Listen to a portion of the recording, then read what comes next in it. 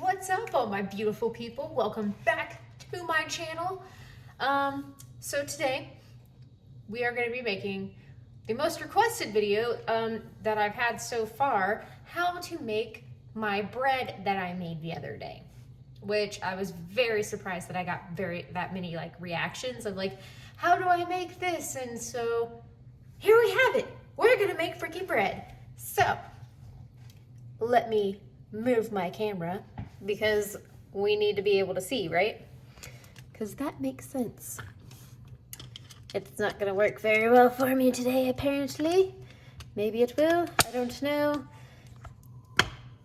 These things have their own mind.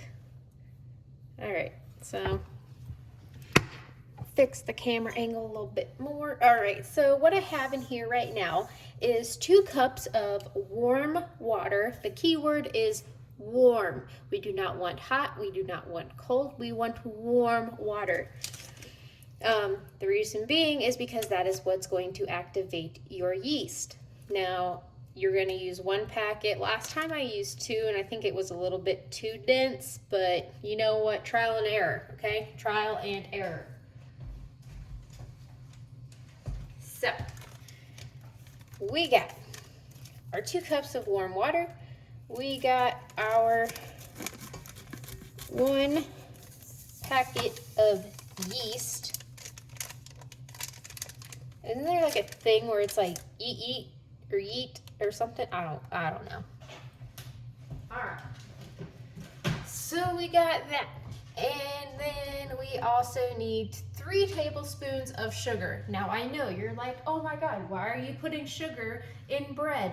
You actually have to, because that's what feeds your yeast to help blah, blah, blah, blah. I can talk now, thankfully.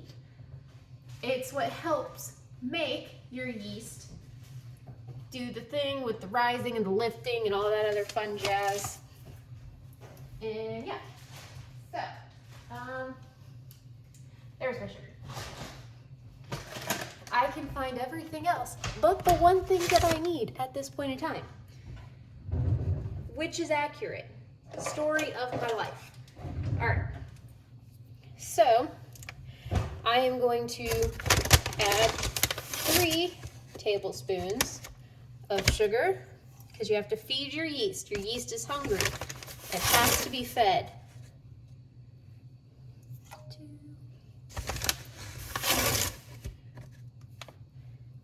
3.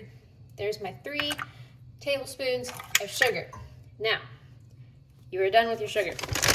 I promise. Put that away. I have way too much sugar in my house right now because I decided that I was going to be little Susie homemaker and cook everything or bake everything under the sun. So, with my yeast, what I'm going to do is I'm going to let that sit and activate for a little bit. It should get nice and like foamy and frothy.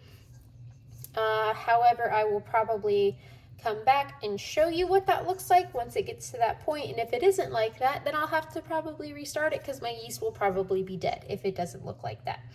So we're gonna go ahead, come back to this because there's no sense in you guys sitting here watching this try to activate because that's like watching paint dry. So I'll be back. Also, I'm going to be starting on my other video where I am going to be making, pork ribs in my Instapot because I want to try it and we're going to see how it goes. So we'll find out. But stay tuned for that video too. So again, I'll be right back. Okay, so we have moved locations. Food burn, what?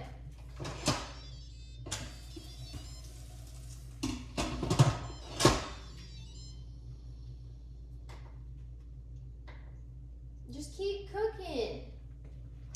Bruh.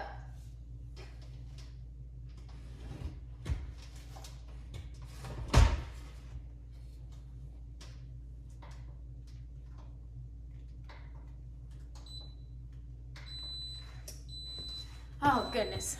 All right, sorry about that. So, okay. Trying to figure out what in the world the Instapot is doing over there because I have no freaking idea.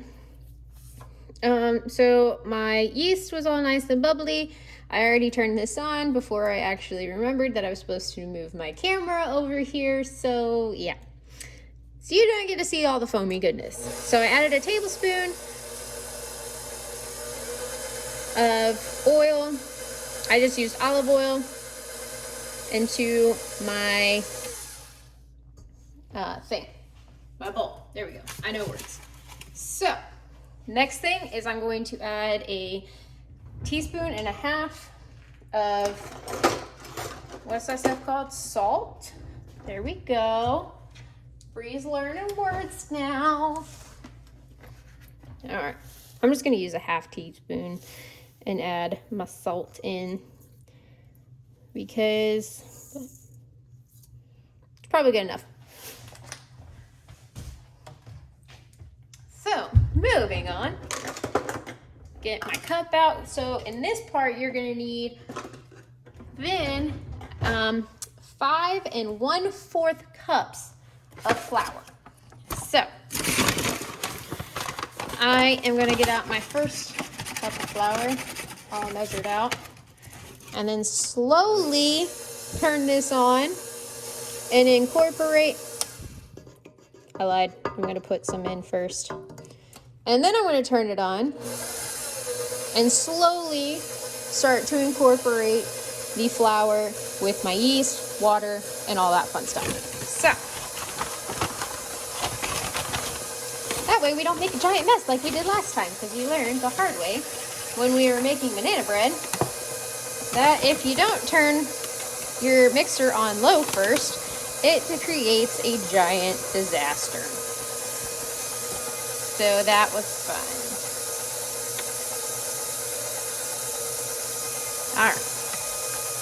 That bag of flour is done for.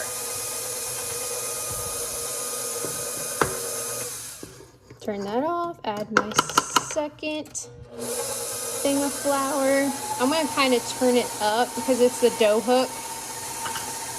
And it'll probably be fine. If I randomly start yelling curse words, it's probably because I have to get my tea bags off of the stove because I am making sweet tea as well. And if you have ever made anyone from the South make sweet tea, you understand that it is literally diabetes in a canister or a Tupperware container thing. 3.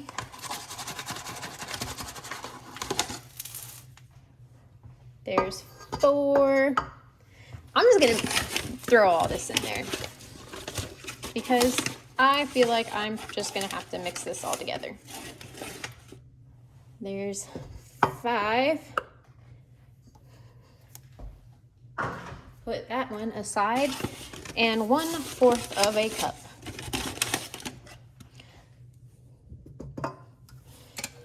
Now that is gonna mix all together. Nice and fun and incorporated. And while that's doing its thing, I'm gonna get my sweet tea together, make sure it doesn't get all messed up, and just let you watch that.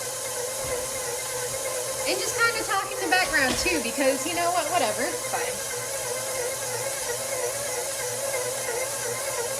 But just look how it's slowly incorporating itself, and that's what the dough hook does. It incorporates all of it without having to make it. That doesn't look right. We'll wait before I start throwing stuff.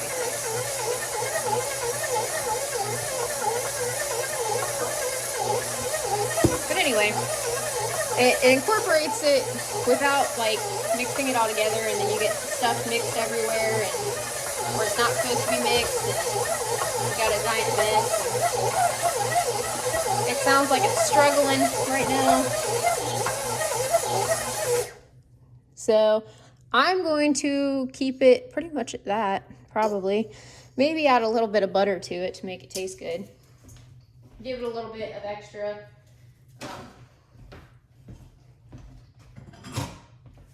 moisture. Apparently I don't have any out at this current moment, so I'm gonna turn the stove off, mix my sugar in with my tea, because for Southern sweet tea, apparently you boil it. Never knew that one until I went down south.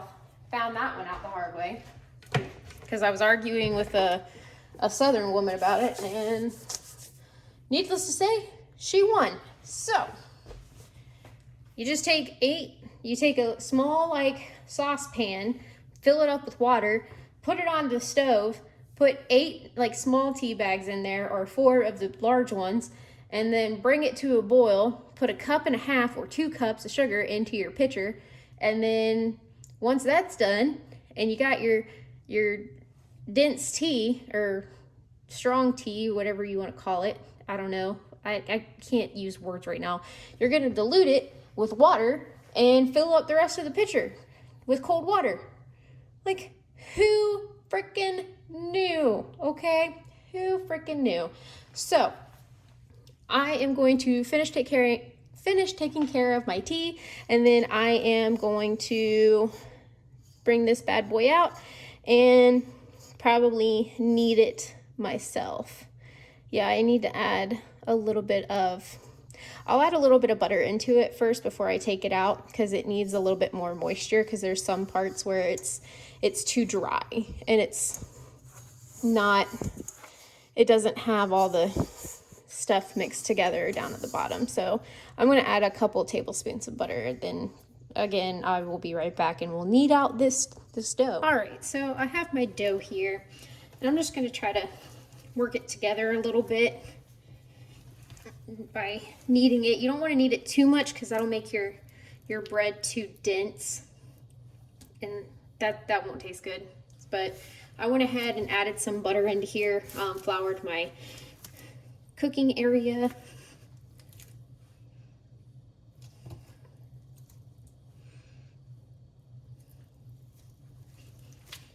Hopefully there's my butter that needs to get incorporated, that didn't want to get incorporated.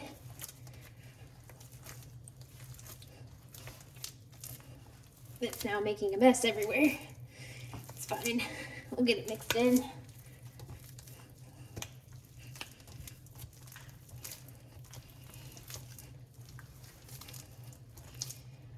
Okay. I think I probably added too much butter, but it's fine. Again, all of this is all trial and error, and we just kind of go from that. All right, now that my dough is basically just slathered in butter,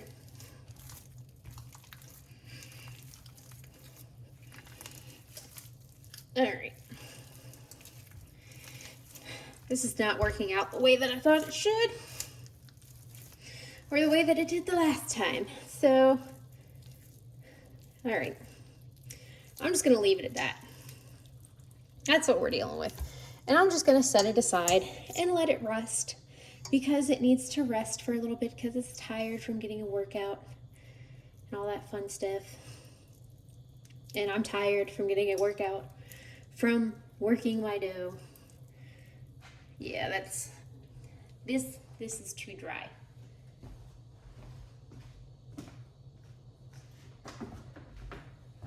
That will not work. Okay, so we put our bread into thing, mixer bowl, and I'm just gonna let it sit here and rest for a little bit. So after it gets done resting, I'm going to knead it a little bit again, and then cut it up and put it into my bread dishes.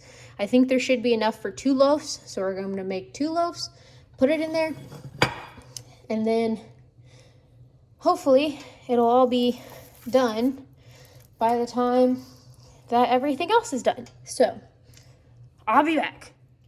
All right, guys, so I am back, and you know what? I decided that what I'm going to do is, you know what, I'm just gonna do a continuation video because why freaking not? So I have my slab of ribs, which I'm so excited about, I won't even lie. What I'm going to do is cut this open and get my ribs out, place it on my cutting board, and then I'm going to season them and put a dry rub on them, because that's the only way to have ribs, is if you put a yummy dry rub on them. Well, I think that's my own personal opinion. You can do it with it what you want. So, oh yeah, look at that. Of course, I make a mess all over my floor. So, all right, got our ribs. They're all laid out. They're nice and pretty.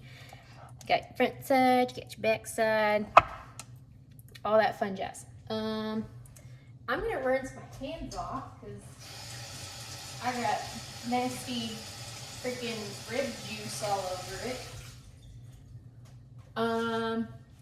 So today I will be using this Weber's Dry Rub. It's like a brown sugar smoky barbecue whatever rub, which I think would be really good on some ribs. So I'm just gonna sprinkle all this on this bad boy. And I want to get it all nice and coated too, because if you know anything about ribs, you know that like they gotta be coated in some seasoning. Now, I would prefer to do this in a smoker. However, I don't have a smoker and I don't have the time to do that. So we're gonna do it in the Instapot because apparently you can do that. So we're gonna test it and try it out because that's what Chef Boyardee is all about. Testing things out, finding out if it's like legitimate or not. And you know, whatever, it's fine. Well, you know what, we'll figure it out. And I'm sorry that I haven't been posting a lot lately. I just switched jobs. And it's been kind of hectic switching from one job to a different job. And now I'm just trying to get caught up with everything and get everything back to, everything on a routine and kind of get back on like a schedule, I guess you can call it, whatever. I don't know. But it's kind of thrown off my groove a little bit with making my videos, and got some med changes from the VA, because if anyone thought being a vet would be fun, I can assure you sometimes it is not fun, especially when they like change your dosage and like try to figure out like, oh, will this work better, this might work better, who knows. All right, so got my dry rub on here. Maybe sprinkle a little bit over there, push that in there. Yeah. Okay, so got the dry rub.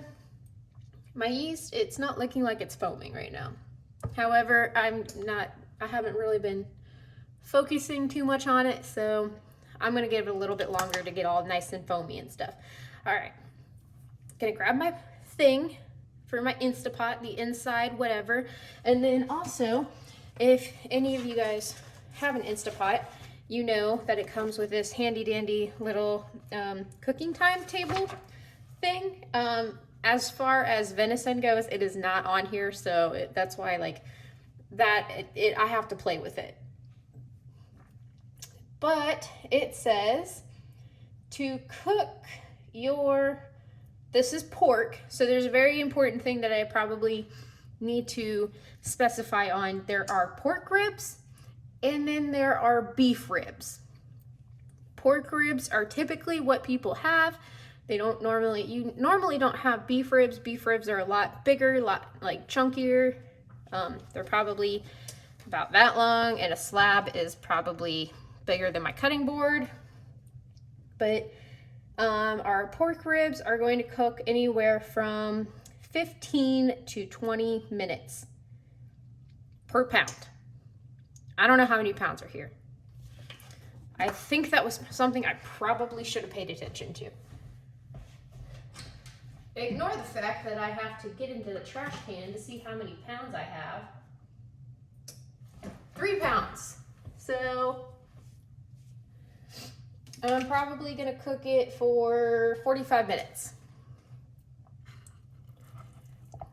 So, okay. Anyway, I'm gonna leave that there. Get my wonderful, I don't know if you can see that, my wonderful metal bowl for my Instapot. And I'm just gonna coil it up in there. Because I think that's what you're supposed to do. I think you're just supposed to coil it up in there like that and put the lid on for the Instapot. I'm actually gonna wash my hands and like everything first and get this all cleaned up before I move you guys over there and get that all started. So I'll be right back. All right, and we are back. We are moved over to this location. I got my barbecue waiting on standby. I'm not gonna be putting it on my ribs. And then we're actually going to be using the pressure cooker lid today. And I know, I'm sure some of you are like, oh my gosh, Bree, when are you ever going to get to, if you didn't know my name was actually Bree, it is. So surprise. I'm sure some of you are probably like, oh my gosh, Bree, when are you ever going to get to like actually using the pressure cooker lid? And apparently I don't know how to use this thing. Excuse me while I argue or struggle with this. Oh, come on. It can't be that freaking difficult. You just I guess there's a certain finesse that I apparently do not have because I am get in there and just get shot. Oh my goodness. Technical difficulties. It's fine. I'll figure this out. One way or another, I will figure this out. I will be smarter than my utensils. Well, that's funky because that means it has to go on like, where's that at? Okay. So you, da-da-da-da, figured it out. Okay. I guess it would also help if I plugged it in. I mean, might be somewhat useful. You never know. It's fine. So, currently, as we adjust the camera angle for all of my wonderful viewers to be able to see, I'm just gonna do pressure cook and then change it to 45 minutes. And then I'm gonna pressure cook it on high because that's what I think it needs to be kept at. So I'm just gonna push the button and it's gonna turn on. And it's gonna get all pressurized and stiff. So also the reason why I am making my ribs is because I started making bread.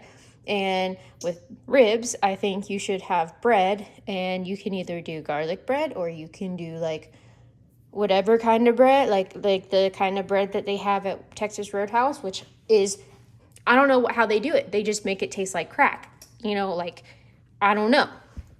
So I'm gonna make my bread and then we're gonna have our ribs, and hopefully my bread gets done on time, has enough time to rest and all that fun jazz. So that way, whenever we actually get to having dinner, I can have my nice bread along with all the other fun stuff that I'm going to be making. I already have my vegetables in the oven. I have them cooking at 350 degrees. It's nothing really special, just kind of whatever vegetables I felt like were good at the time. So you know how it is. And as you can see, the lovely Instapot says that it's on and that it is trying to, it's actually what it's doing right now is building up the pressure on the inside, which is actually really cool. And then on the back here is where the pressure release valve is, which that's up, so maybe. Okay. I think I did it right. I have no idea. This thing confuses me so much. I am not an expert at this. I kind of just go with it 90% of the time, I'll be honest, guys. I will try to get you the most accurate information as I possibly can. However, sometimes it might not be accurate at all. So anyway, what it's doing is it's building up pressure to cook our ribs quicker than what they would take in a smoker. Now, a smoker, if you use that, would take hours upon hours because you're cooking at low and slow temperatures. So you're not getting anything higher than, like, I want to say probably 150 some degrees or something like that. Just like how we use this for the dehydrator, same concept. So you don't want to use something like this at like a very high temperature to make your ribs. You could also do it in the oven. You could do like all day process or whatever. I've seen people do that. It just kind of all depends on what your preference is, honestly. But you know, who cares? Do what you want, because that, again, is the fun of cooking. You can do what you want with it. So I'm gonna move back over. I'm gonna check on my yeast, see where that's at. If it's moving along pretty good, then I think I will go ahead and like continue the video. I know there's gonna be a lot of like start, stop, start, stop, start, stop. And I'm sorry, it's just what's gonna happen right now. So again, I will be right back as I hit my stand, which that was smart. Okay, so all right, again, I will be back, and I'm sorry I said that 40,000 times. Okay, now I will be back, I promise. Alrighty, so quick update. I actually did not finish making my bread last night. However, the ribs kind of turned out a little funky, so it's whatever. I'm kind of particular about how I like my ribs anyway, so that's like a personal preference thing. As far as the bread goes though, I have let it rest for pretty much overnight. It actually risen or whatever, I don't know terminology right now. It actually turned out pretty good. It's all light and airy. I would highly suggest probably letting it sit overnight to get those air pockets and everything. And I'm just gonna get a quick knead to get it all incorporated real quick. And then I got my 2 loaf pans all ready to go. And then if you have one of these, it's just kind of useful to have. It's a dough cutter or a dough knife or whatever you want to call it. So I'm just gonna basically cut this in half, put 1/2 in one loaf pan and then the other one in the other loaf pan. Kind of form it up a little bit, set it in there. I preheated my oven to 350 degrees because that is what I cook everything at. And get this all good, nice and rolled together. Set that in there. I might let it rest for a little bit longer to kind of like proof up a little bit more, but it's been proofing all night, so I mean, I don't really need to do that, but whatever. So got my dough knife, cleaning up my workstation, because it's always good to have a clean workstation. Plus, I'm pretty much done doing whatever I'm doing, but I'm going to put my bread dough into the oven at 350 degrees. I don't use a timer. I kind of just watch it. That's just me. That's what I do. Pop this up a little bit so you can see. We got our lovely little bread loaves sitting there in their pans. Now, something else that you can do, you can put an egg wash on it. You don't have to. The egg wash, all it does is, like, if you saw my Facebook picture of my bread, the last time I made it, it was all nice and shiny on the top. This time, I don't think I'm gonna do that because I don't really care about doing that right now. Now I do have this already, my pan's greased. Sorry, I just woke up not that long ago, so I'm still in the process of completely comprehending it as to what I'm saying this morning. So those are gonna go in to the oven at 350 degrees. I'm gonna check them in about 20 minutes or so to see how they're doing. If they're doing pretty good by then, or if they look like they're about done, I might go ahead and pull them out. But as for right now, I'm just gonna let them go ahead and cook, probably until they get like a golden brown on top. It'll be fine regardless on what I do. My countertop is covered in flour from all of the flour that I've been using.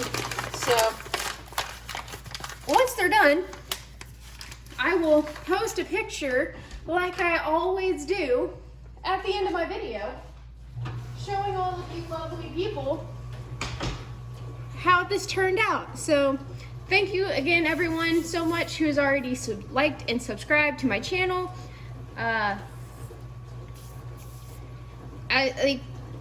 We all know that this is, hopefully we all know that this is me just kind of testing out recipes and playing in my kitchen, because that's what we all do. We just kind of play in our kitchen and we test things, right? So it's fine. But I will definitely put the recipe for my bread in the description box down below, so that way you guys have that. And that's basically all this video has. If you are new to my channel, please like and subscribe to my wonderful Chef Boyardee channel. It would be awesome. Helps me out, helps me figure out more things that you guys want to see about making, and that's basically all it comes down to. So again, thank you everyone who has already liked and subscribed. And again, if you're new to my channel, like and subscribe, and I will see you guys next time.